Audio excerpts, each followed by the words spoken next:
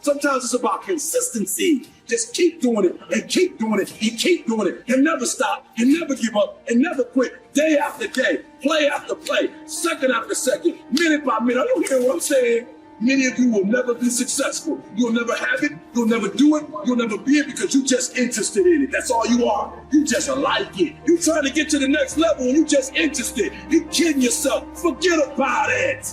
If you want to get to the next level, if you want to eat it, if you want to dream it, if you want to live it, if you want to swim in it, if you want to wear it, if you want to be it, if you want to accomplish it, if you want to do it, stop talking about it and give me full commitment, 120%.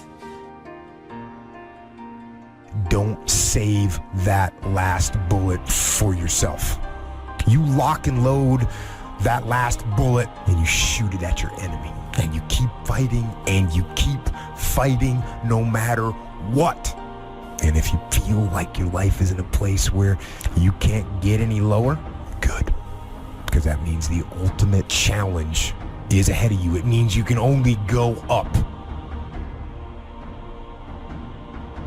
See, but will cause you to procrastinate, but will cause you to hide out behind fear, but will cause you to come up with all type of excuses that you can validate your inaction. And right now, more than ever, people need to look for ways to live their dream. People need to look for ways to make it on their own. There is no such thing as job security. There's no such thing as a storm-proof or tragic-proof life. Discipline is defined as self-imposed standards for the sake of a higher goal. All leaders have to have the quality of self-discipline. You are not a leader if you are not self-disciplined. A leader doesn't need much discipline from the outside. They self-impose discipline on themselves. And that is what we call self-discipline. Next question. What do you want in the next 10 years? I want you to make a list of at least 50 items. Now, this is not what you think you can get. This is what you want. If everything fell into place and you could have anything you wanted in the next 10 years, what would that list be? Not something you think you can earn, not something you think you can buy, not something you think you can, finally be so successful you can get. This is what would really do it for you the next 10 years. I want you to make this list. And here's the deal now. I want you to put each item one under the other. Not side by side, but one under the other. Just let your dreams, run free here. Not what you think you can get, but what you want. If everything fell into place, you could have whatever you wanted the next 10 years, what would that be? Little things, major things, insignificant things, doesn't matter. Just make the list. To help you get started with your list, consider these questions. What do I want to do? What do I want to see? What do I want to be? What do I want to have? Where do I want to go? And what would I like to share? Now, with these thought starter questions in mind, answer the basic question. What do I want within the next 1 to 10 years? See how many things you can write down. At this point, don't take the time to describe in detail everything you want. This is the time for you to let your thoughts pour, to write fast and to abbreviate. Make the list as long as you possibly can. Try to write down at least 50 items, 50 things you want within the next 1 to 10 years. These are long-range goals. Spend about 12 to 15 minutes on this. The key is to put everything on your list. Now, the key is to take it out of your head and put it on paper.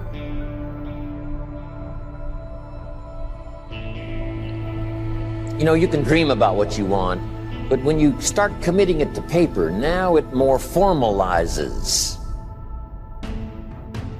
Information now starts to make a composite of an idea.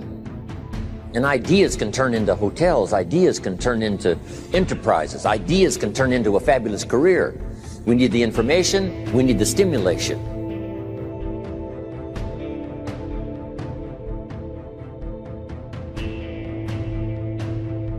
There are moments that try the human soul. so violently and so perplexing that if the truth were told, all of us have had moments that we wanted to throw up our hands and walk away.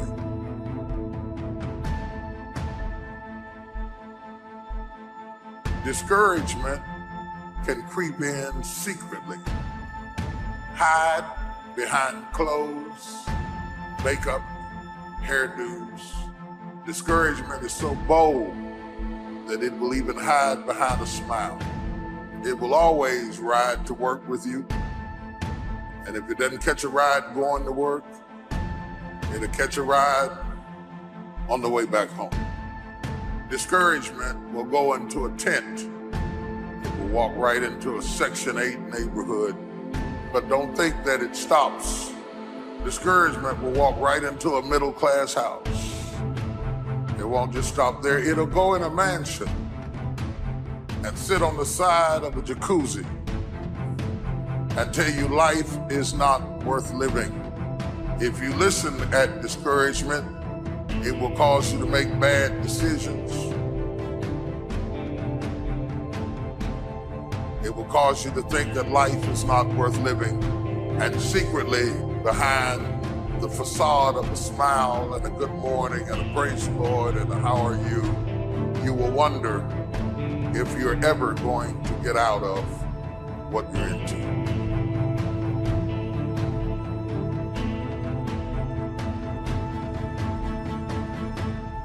One of the things that we know about life is that it is always changing. Sometimes you're up, sometimes you're down. Sometimes you're happy, and sometimes you're sad. Now that's that thing called life. And when we begin to understand and know that, accepting that reality, that we will never ever have things just on an even keel all the time, that you're going to have some ups and you're going to have some downs. But during those down moments, that's where the growth takes place. That's where the work is. Anybody can feel good when they have their health, their bills are paid, they have happy relationships, the children are acting normal, business is successful. Anybody could be positive then.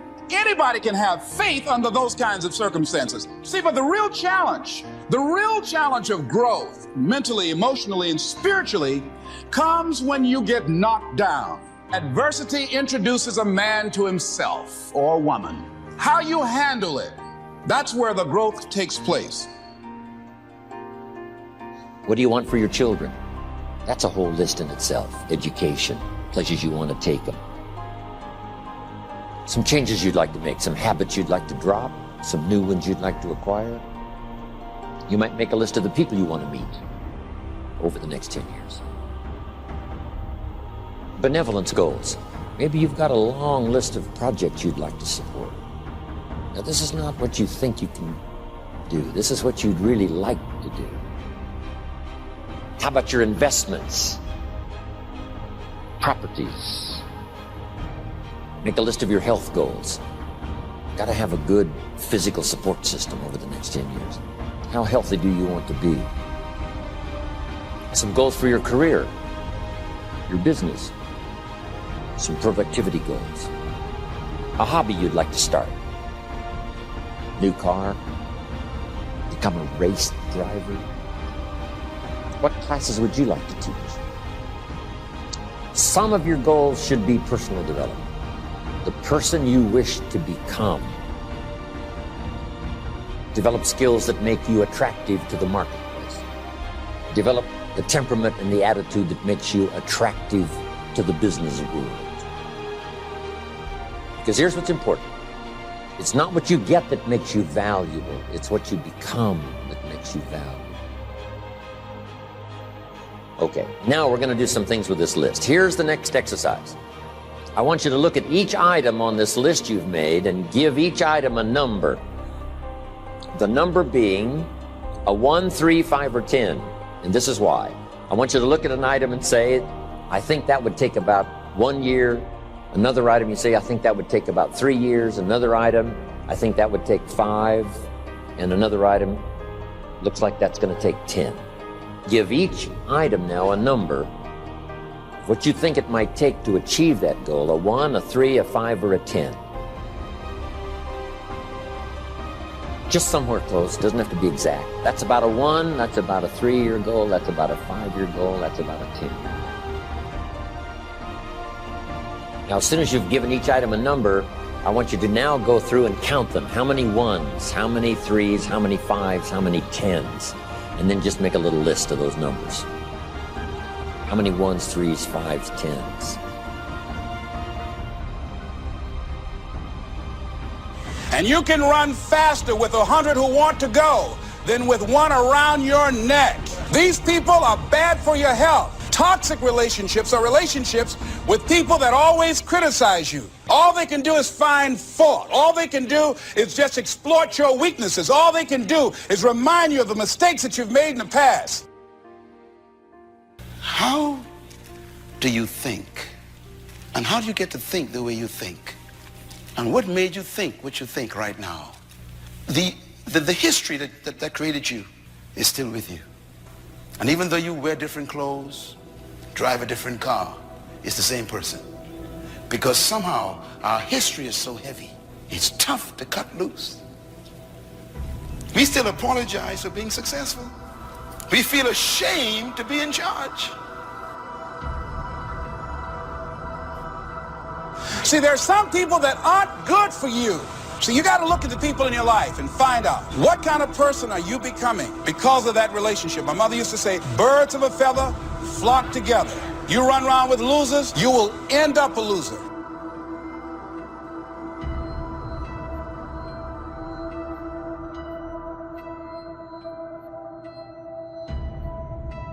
Now listen to me. I don't care if you're sick. I don't care what you're going through. If you're not dead, he ain't through with you yet. As long as you waking up, you still in the game. You can still make it happen. As long as that breath in your nostrils, boo, you still in the game. You still can win. Now get your butt up. This is time to look at the relationships in your life and ask the question, what kind of person am I becoming because of this relationship? Am I growing mentally and emotionally and spiritually? Am I becoming a better person because of this relationship? Is it an asset to me or a liability? You are everything.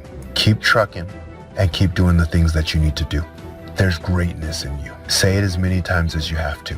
It can even start as a whisper. There's greatness in you, but keep repeating it because the mindset works best with consistency. Even when it hurts, even when it's hard.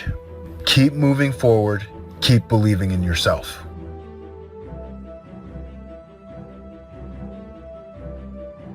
Every multimillionaire and every multi-billionaire in this world that are living on the top have all decided that I'm going to commit myself to this career, this vision, this goal. No parties. They're going to call you names. They're going to say you're corny. They're going to call you a square. Those are the characteristics of a champion. Those are the characteristics of someone that have said that I have decided that I'm going to create a shift in this universe.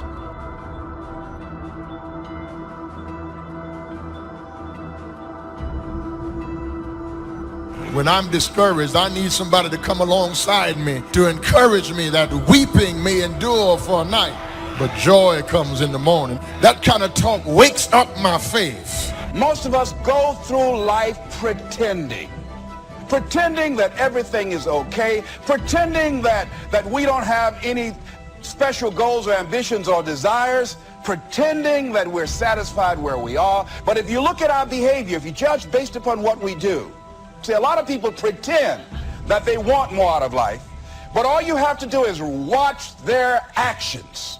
That will tell you something. Some of y'all playing. Stop playing. You talk about you want to be successful. Stop tripping. You ain't serious. If you say it's too much, if you say you can't do no more, it means you don't want it. You're not willing to make the investment. It ain't never too much if you really want it. It's not the most talented person that succeeds. Talent don't mean a doggone thing if talent don't show up. It's not the quickest. It's not the fastest. It's not the strongest. No. That's not the person who makes all their dreams become a reality. Sometimes it's less talent and more effort.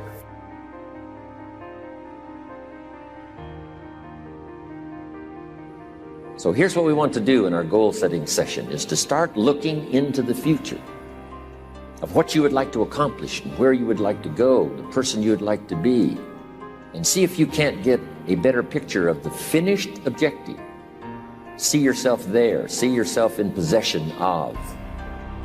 For your dreams to greatly influence you, or the future to pull you, your future must be well planned.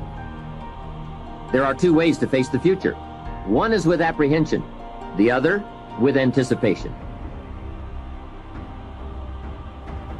Because what I want you to know, what I want to know, what I want to know, is that everything worthwhile is uphill. Everything. There is nothing in your life, there is nothing in my life that's worthwhile, that's quick and easy. You have to fight for it every day. You have to climb for it every day. Doesn't come to you. It's not in 3 easy packages, and it's not the cure to overnight success. Everything worthwhile is uphill. For anybody out there who's chasing greatness, who's trying to make a change in their life, who knows that there is something better out there for them, I'm talking to you. Because on your journey to whatever you want, right, to that ever elusive best version of yourself, there's going to be times in your journey where you catch yourself comparing your path to others. And that's the problem. There are those of you who are still immature. When your excitement is up, your effort is up. But when your excitement goes down, your effort goes down. For some of you, you're too seasonal. When you're excited, man, you coming to work the first week, the first month, the first 3 months when you got that job, you were excited, and so you was putting forth effort. You on blaze, not you got comfortable, and you're not excited no more. And guess what happened? Your effort has gone down. So do me a favor, get off of that feeling stuff. Get off your excitement. We're not dealing with feelings because feelings go up and down. You don't have to be excited. You made a commitment to that job. Did nobody force you to take that job? You signed your name on the dotted line. And commitment said, I don't care how I feel. I don't care if I'm excited. I don't care if I'm pumped up. I don't care if I'm fired up. You made a commitment. Now it's time to put up. When you're finished entering your time frames, there should be a fairly balanced distribution of all your goals. If there are many 1- and 3-year objectives, but only a few in the 10-year category, maybe you need to think more about what you really want your life to add up to. What kind of life you really want to build over the long run.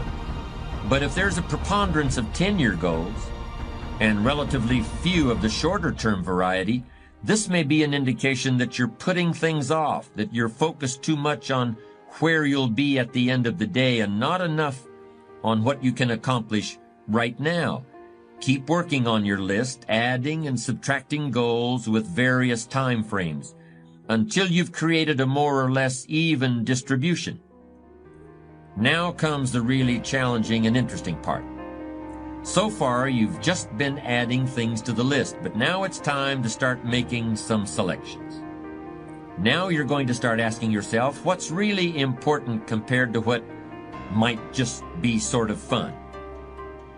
Choose 4 goals from each of the 4 time frames, 1 year, 3 year, 5 year, and 10 year. Now you have 16 separate goals.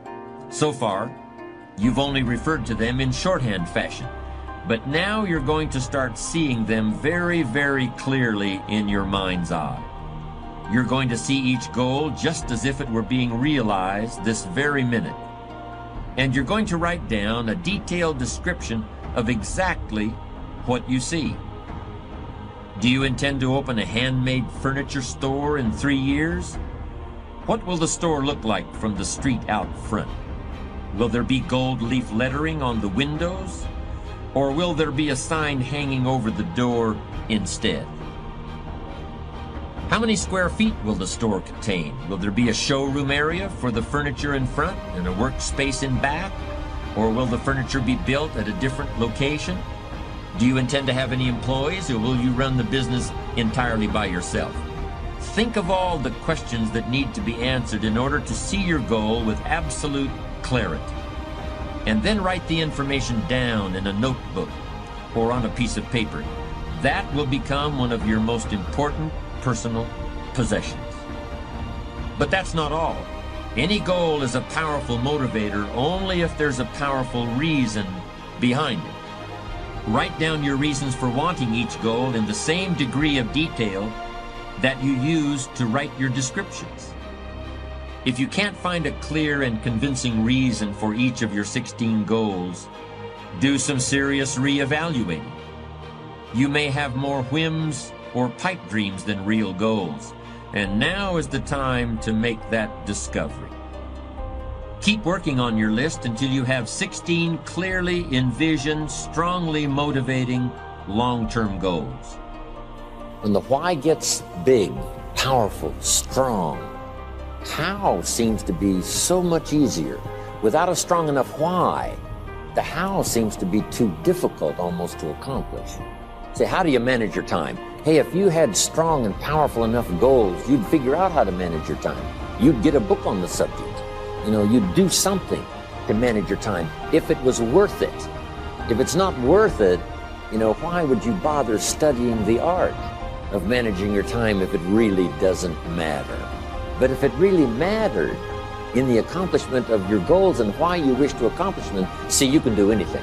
You can get up any hour, read any book, take any class, make any change, develop any skill, do any discipline. You can do it all when this how and the why, or when the why starts to grow. The how gets simple.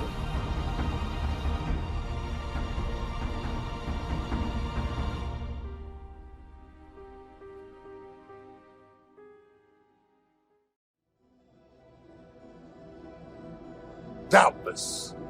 You can't have no doubt. You can't have no doubts. I'm not talking about other people believing for you. You gotta believe this for yourself. Being successful is not a magic trick. You just have to learn the principles of success. I am telling you, your education ain't got nothing to do with it. It's your dreams and visions. A man without a dream or vision shall perish. Now, when you gonna ask him for it, and are you gonna wait for it to happen? Or are you gonna lose faith? Well, I guess it wasn't the Lord's will. Who are you? How you know what God's will is? It all happens at an appointed time, but you have to stay in faith for the appointed time to happen for you. You've got to sell yourself every day on your abilities, on the goal that you want to reach. You can learn all the techniques in the world. If you don't believe in yourself, it won't happen for you. And as you convince you, as you sell yourself, every day you will begin to see a difference in the things that you're doing. Telling yourself every day, here I go again, and I got what it takes. This is my day, and nothing out here is going to stop me. It's possible to finish something before you start. In fact, it would be a bit foolish to start until you had it finished. So human beings have this remarkable ability to finish something and then start. We've heard the old expression, don't count your chickens until they're hatched. Say, no, we have the ability to count our chickens long before they're hatched. Because we know, we have faith, we believe. We use the law of averages. There's bound to be at least so many. Out of every dozen, out of every 100, out of every 50. So it's possible to see the end, then begin. Start looking into the future of what you would like to accomplish, where you would like to go, the person you would like to be, and see if you can't get a better picture of the finished objective. See yourself there, see yourself in possession of. I was in business with Bob Cummings, the old movie star, for a while. He said, decide what you want and then act as if you already had it. And being an actor, he could give us a few tips on acting. Decide what you want and act as if it was already yours. Now, the reason we can act thinking that it's already ours is because not only can we vision the end results, we can also vision the beginning of making it real. So we don't start till it's finished, but it is possible for human beings to finish something before they start. Human beings are the only life on earth that has this incredible capacity to change the course of your life. No other life form can do that. Every other life form except humans seems to operate simply by instinct and the genetic code. In the winter, the goose flies south. How often? Answer, every winter. If you said to the goose, hey, it'd be better this year to go west, he ignores that advice. And the reason is because he cannot make choices and listen to advice of something that might be better. He has to obey instinct and the genetic code. But now jot this down, not human beings. Human beings can alter the course of their life. Human beings can live one way for 5 years, tear up that script, live a totally different way the next 5 years. The first 6 years of my economic life, I wound up broke. The second 6 years, I wound up rich. Someone says, how did you do that? Here's number one. I discovered I was not a goose. Someone says, don't you have to do the second 6 years like you did the first 6 years? And jot this down. No. No, you don't have to live the second 6 years like the first 6. You can use all the information and all the advice and repairing all of your mistakes and adopting a new and refined philosophy so that the next 6 years can be totally different than the last 6. Are you letting your circumstances talk you out of what God put in your heart? Now you've quit believing? God still wants to bring it to pass, but you have to get in agreement with Him and say, God, I still believe it can happen. The odds are against me, but I still believe I can accomplish my dreams. I was raised in dysfunction, but I still believe I can set a new standard. Thoughts whispering, you'll never beat the right person. You can't pass that college course. If you start dwelling on it, these problems are so big, I don't see how it can work out. Before long, you'll be negative. Don't take the bait. Those are lies to try to defraud you out of your purpose. Do yourself a favor, ignore it. Just say, no thanks, I still believe. Faith is the belief in things that you cannot see. You can never lose faith. When you don't see no way how, you have to buckle down and keep believing. God is always coming. No other life form can do this. See, if you were a tree, you'd be stuck. As a tree, if you used up all the nourishment that was around you and you couldn't change location, see, you would die. But that's not true. Human beings can change location, go north, south, east, west, live here for a while, live somewhere else for a while. So that's a note to make. You can greatly alter the course of your life. Now here's the next note to make. 5 years from now, you will arrive. The question is where? This is for mature people now. If you keep up your present disciplines and keep up the present pace that you're on, where will you be in 5 years? Boy, it's easy to say, hey, I haven't really thought about that. So now make this note. In 5 years, here's the probability. You will either arrive at a well-designed destination or an undesigned destination. Well-designed or undesigned. And I promise you, 5 years from now, you really don't want to arrive at an undesigned destination. Because you may very well wind up wearing what you don't want to wear, driving what you don't want to drive, living where you don't want to live, maybe doing what you don't want to do. Simply because you didn't design a better destination. Key phrase, up front, the decisions are easy. Sometimes after we've lived a few years now, to repair our mistakes and get back on track seems like a tough job. If you've messed up your health for 10 years, I'm telling you, it takes more than 10 days to get it back. But here's the key, and it's so exciting to talk to the teenagers. Make the note, if you start early, the fortune belongs to you. If you start early.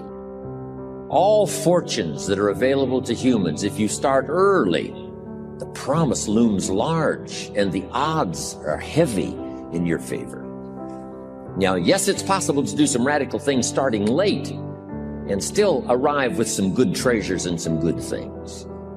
But when you haven't got that much time left, now sometimes the decision has to be so drastic people are not willing to make it and they're too tired and too weary and too ill. and say, look, I don't have much time left. It's not going to happen for me anyway. It's easy to take that attitude. But everyone here, we've got the time over the next 10 years. We've got the time the next 20 years. We've got the time the next 30 years to make some repair now in our errors of the past and set up some new disciplines. And I'm telling you, that's going to change everything. So, 5 years from now, I wish for you to arrive at a well-designed place. A place of productivity, a place that'll make you feel good about yourself, a place that'll give you honor and respect, a place that'll give you influence to touch other people 5 years from now that you couldn't do today. Where will you be in 5 years? Key phrase, we go the direction we face. We go the direction we face. If you start designing something at the end of this direction, sure enough, you will start going the direction you face. And we face the direction we design.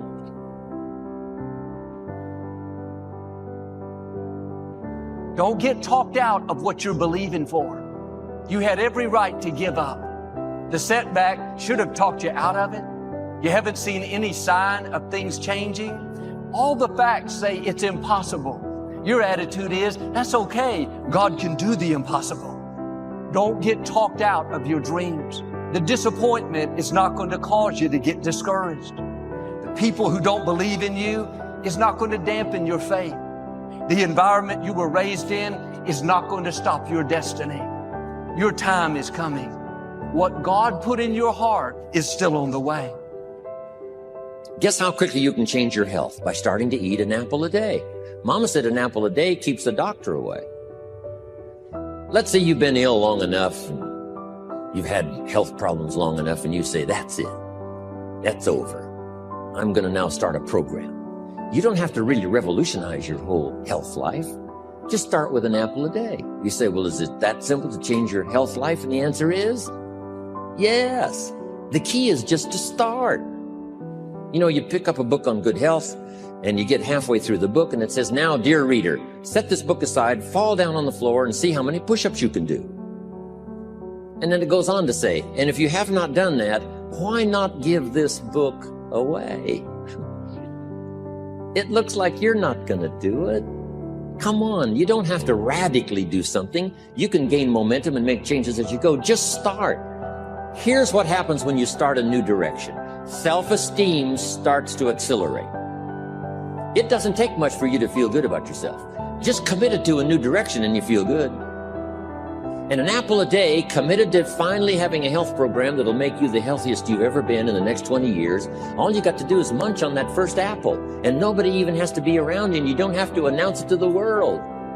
But you munch on that first apple and say, this is the beginning of developing a health program that's going to make me so healthy I'll have the vitality to do whatever I want to do for the next 30 years of my life. Munch, munch, happy, happy, self-esteem off the scale. Now, if you eat an apple the second day, you become almost delirious, saying, wow, I'm on my way. Somebody said, just 2 apples? Says, look, you don't understand. Not only did I do it yesterday, I've done it again today. This is really proving to myself with no audience, no microphones, no nothing, just you and yourself. You've convinced yourself, I'm on my way to the healthiest I ever have been. I'm starting a new life. This is the second day. I'm on my way. That's how easy it is to change your life. You don't need some dramatic vision. Just begin something. And maybe by health or by whatever other things we can think of to do, you just get back on a better track. Okay? It's a small journey to changing direction. We find ourselves when we discover our purpose. Nothing is better than for a person with a plan for his or her life to find themselves, find that purpose. It does not matter where you sit. It does not matter what you have on. But if you don't have purpose in your bowels, you cannot do what God has called you to do.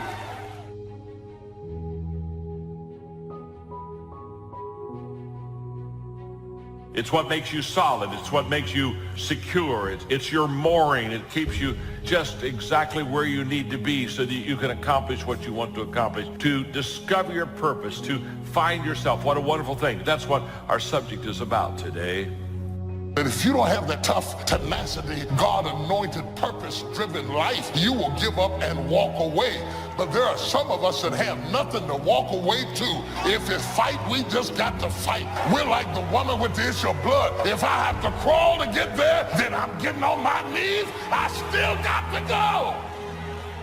But there's a second challenge. Once we find our purpose, discover why we're here, there's a second challenge that we have, that we face, and that is to lose ourselves. And we lose ourselves when our purpose becomes bigger than us. To find a purpose, how important.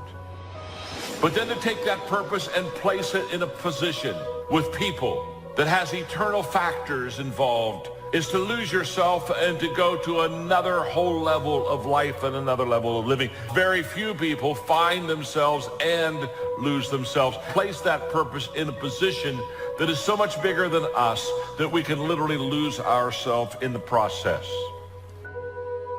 In a time of change that's taking place around the world, in a time when people are feeling a great deal of anxiety and fear and reservations about the future, at a time when people are going to work and don't know whether or not they will have a job when they get off, and not necessarily because of their performance, but because of what's happening in the economy, at a time when there are challenges more so than ever before in personal relationships, that many times I'm sure that we've all taken time just to stop and reflect many times when we hear what's happening in the news or read the newspapers. And so I think that now more than ever, we must begin to look at what are the things that we can do will enable us to do some things and use some powers that we have that many of us go through life never ever discovering that we have those things going for us. And part of that, I believe, is knowing what it is your life worth. What is it that gives your life a sense of meaning and purpose? Because once you find that, it puts you in your power place. See, if you know what your life work is, I encourage you to start working on it. If you can't do it all at one time, do just a little bit of it. And if you don't know what it is that you showed up to do, if you don't know why you're here, I encourage you to find out what your purpose is here. What is the meaning of your life? Once you identify it, you have to invest in it. You have to support it. You have to put yourself in an environment where you can shine. So the first question we have to ask ourselves this morning is, how do we find ourselves? That's challenge number one. And we find ourselves when we discover our purpose. The world is so full of apathy. It's so full of average. A person with passion always stands out. It sets us apart. It sets us above the crowd. That once you have passion and once you have a sense of energy in your life, it just sets you apart. It distinguishes you. It already gives you what I would call a head start in success in life. There are way more followers in the world than there are leaders. Never assume people think of you the way you think of yourself. What perceptions are you creating? If you're going to put these negative perceptions out there about yourself, at least be conscious of it. So I'm saying that we have to work through the challenges of life in learning how to begin to work to fortify ourselves. I can live my dream. I can find my purpose in life. I deserve more for myself. Just start working at it just a little bit, but do find out what your work is and hold on to it and don't let your dream go. Don't let it go. Why is it that most people don't pursue their dreams or don't do better than what they're doing if they're capable of doing it? I think that many of us don't go the next step because we don't know what to do yet. And I say that the reason that we don't even explore the possibility of what to do is because subconsciously we don't believe that it can happen for us. We don't believe that we deserve it. So let's talk about it. Never assume people think of you the way you think of yourself. Once you decide to put these perceptions out there in the universe, if you're not content with the way most of the people think of you, now you're on a mission to change those perceptions. When you change those perceptions, people are going to either decide to roll with you or not. You have been blessed with so many gifts and talents, natural gifts, And if you unleash everything that you're capable of doing on the world at one time, it's going to be overwhelming. It's going to be too much. You are a gift from God. You have so many talents. If you drop too much on people at one time, it's going to be overwhelming. There are going to be plenty of times in your life when you're not happy. There might be years. And so it's a shallow boat in a very rough ocean. Happiness is something that descends upon you. Everyone knows that. It comes upon you suddenly. And then you should be grateful for it because there's plenty of suffering. And if you happen to be happy, wonderful. Enjoy it. Be grateful for it. And maybe try to meditate on the reasons that it manifested itself. Because it can come as a mystery, you know. You don't necessarily know when you're going to be happy. Something surprising happens and delights you. And you can analyze that. You can think, well, I'm doing something right. I'm in the right place right now. I've done something right. Maybe I can hang on to that. Maybe I can learn from that. What you should be pursuing instead is you should be pursuing who you could be. That'd be the first thing. It's like, because you're not who you could be, and you know it. You have guilt and shame and regret. You berate yourself for your lack of discipline and your procrastination and all your bad habits. You know perfectly well that you're not who you could be. And God only knows who you could be. And so that's who you should be that's what you should be striving for. And associated with that, you should be attempting to formulate some conception of the highest good that you can conceive of, that you can articulate. Because why not aim for that? Your life is short and it's troublesome. And perhaps you need to do something worthwhile with it. And if so, then you should do the most worthwhile thing. Figure out what that is for you and to dispense with those parts of you that are unworthy. And then maybe, if you're fortunate and you do that carefully, then happiness will descend upon you from time to time. And that's the best you've got. And then also perhaps during sorrowful times, the fact that you've strengthened your character and that you're aiming at the highest that you can conceptualize, that'll give you the moral fortitude to endure without becoming corrupted during those times.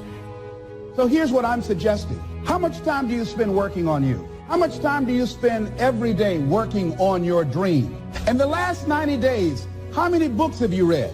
In the last year, what new skill or knowledge have you acquired? What kind of investment have you made in you? I'm saying that as you begin to look at where you want to go, if you want to make it today, and things are changing so fast you have to literally run to stand still, I'm saying that you've got to make some conscious effort to begin to work to develop you. Dream, and I'm here to tell you there are a whole bunch of you out there. You're adding value to the dream of somebody that you're working with. You're making a difference. So your purpose may not be just for personal use. It may be for corporate use or collective use. It may be bigger than you. Does that make sense? Passion. But the second question we ask ourselves is not only what am I passionate about, but what are my strengths? What am I good at? What is my spiritual giftedness? Because when God created you, he gave you gifts, spiritual strengths to enable you to find and fulfill your purpose. Disciplines undone in the future give us poor results. Discipline managed well gives us good results. We're affected by our dreams, our vision of the future. You want to make sure that the greatest pull on your life is the pull of the future. Some people live in the past and let their life be continually pulled and influenced by the past. And yes, we must remember the past and review the past to make it useful to invest in the future. Make sure that the greatest pull on your life is the pull of the future. If you're skimpy on your dreams, that isn't very well planned, then it doesn't pull very hard. Then you have more of a tendency to be pulled by the past or to be pulled apart by events or circumstances. So in order to save yourself from being pulled apart by distractions or pulled back to the past, you want to now start really designing the future so that the greatest part of your attention and pull, like a magnet, pulls you forward into the future to accomplish your goals. Goals are like a magnet. They pull, and the stronger they are and the more purposeful they are, the bigger they are, the stronger they pull. If you have excellent goals, here's what they also do. They pull you through all kinds of down days, down seasons.